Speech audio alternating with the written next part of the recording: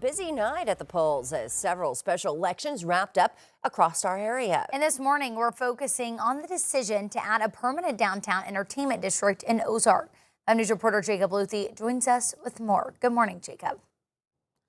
Hey, good morning, Tiffany. Good morning, Joe. The proposed district would have let patrons drink openly downtown using wristbands and cups provided by participating businesses. And ultimately, that measure failed to pass. Now, voters in Ozark rejected a proposed downtown entertainment district by more than 100 votes.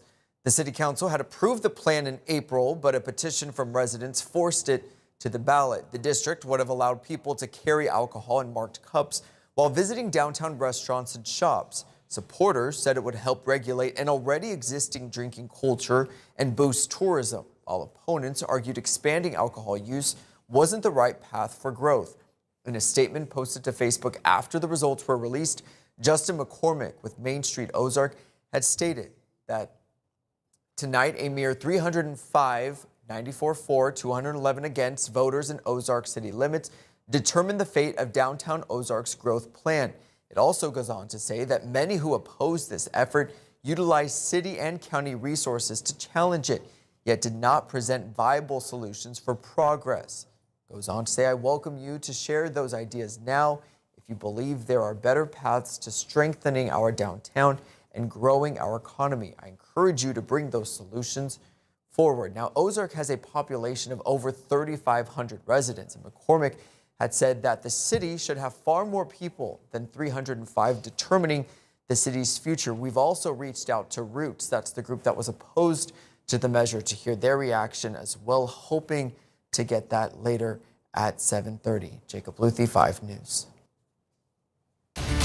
All right, thanks for that update this morning, Jacob. At 6:34 and developing today, the search continues in Arkansas for an escaped inmate. The Department of Corrections saying that Wayne Schutz was reported missing from his work release assignment at the Port of Little Rock. This was on Tuesday. They say he could have possibly fled in a 2015 white Dodge pickup. Now, Schutz was being housed at the Benton Work Release Unit as he serves an 8-year sentence for breaking and entering. Anyone with information is urged to call 911. On new this morning, a rising number of drivers illegally passing stop school buses is prompting Bentonville school leaders to start talking. The district has had 2 students hit by vehicles in the last couple of months. On Tuesday, the district transportation department said there were 113 stop arm violations in October reported to police. That's up from 85 in September.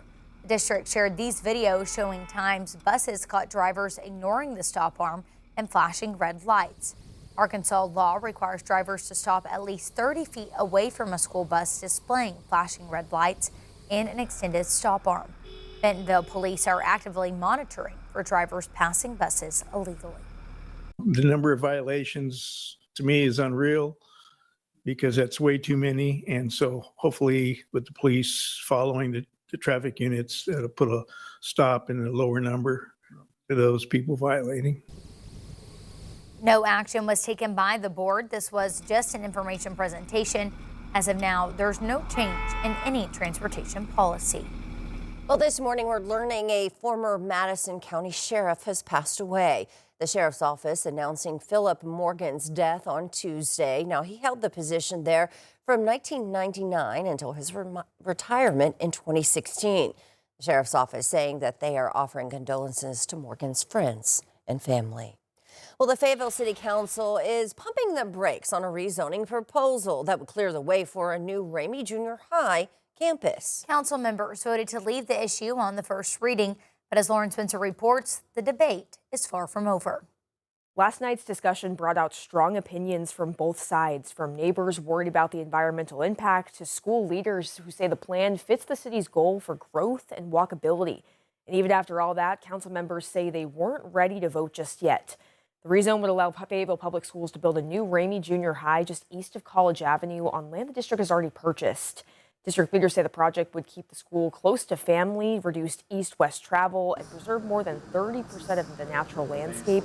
Many neighbors told council members they're concerned about the loss of trees, the steep slope, and the long-term impacts on traffic and stormwater. Our board has been very thoughtful in where they place the schools to where it not only meets our current needs, but we expect it will meet the needs for the future. We would prefer to see another site. And in addition to having raised the funds to make the school district whole, we also have scouted other potential sites. Council members say they plan to use this time to review plans and ask questions. And since they left it on the first reading, city officials say it will come back at their next meeting on the second reading. Lauren Spencer, 5 News. All right, thanks for that update. Well, in Lonoke County, the England High School assistant principal has officially lost his job. He wrote a resignation letter behind bars after being arrested for sexual assault. The England School District accepting that resignation at last night's school board meeting. Morgan was also the boys' basketball coach for the school. The girls' head coach was named his interim at the meeting. A student report on Monday morning led to an investigation and a search warrant at Morgan's residence. He will make his first appearance in court this morning. Well, the Senate has approved a House-passed bill that would require the Justice Department to release all files related to convicted sex offender Jeffrey Epstein. The bill, known as the Epstein Files Transparency Act, was overwhelmingly passed by the House on a vote on Tuesday. The bill is expected to reach President Trump's desk today as soon as it's formally transmitted from the House to the Senate. Well, every Arkansas lawmaker in Congress voted to pass the Epstein bill. 3rd District Representative Steve Womack was the only state congressman who did not vote. He wasn't on the floor as he says he was dealing with a family health issue. He says it's the first vote that he's missed in the last 15 years in Congress. Well, a surge in immigration and enforcement raids continues in targeted cities across the U.S. Yeah, the Department of Homeland Security reporting more than 200 arrests of undocumented immigrants in Charlotte alone this week. Amy Kiley has the latest on the crackdown. ICE out of Raleigh now! ICE out of Raleigh now! Thousands are demanding an end to the surge in ICE arrests in North Carolina. They're just sweeping sidewalks. They're sweeping parking lots. They're going into stores and churches. This is not about public safety, and I wish that it were. Among the demonstrators are those who marched and rallied in downtown Raleigh last night. Randy, they're in our yard. That follows this week's raids in Charlotte. Good morning. And a student walkout there. We applaud our federal law enforcement efforts in Charlotte. While some support the surge, others say it's affecting some lawful residents. They're stopping people on the street randomly based on the color of their skin. Business today is very slow. Literally 90% of my employees called off. So that's a big hurt for us. Now New Orleans could be next. A source says Gregory Bovino might go there in early December. He's the Border Patrol officer leading the crackdown. Meanwhile, near Minneapolis yesterday, video shows tense moments after protesters crossed police tape. Physically, my body hurt, but then also, of course, our hearts hurt. I'm Amy Kiley reporting.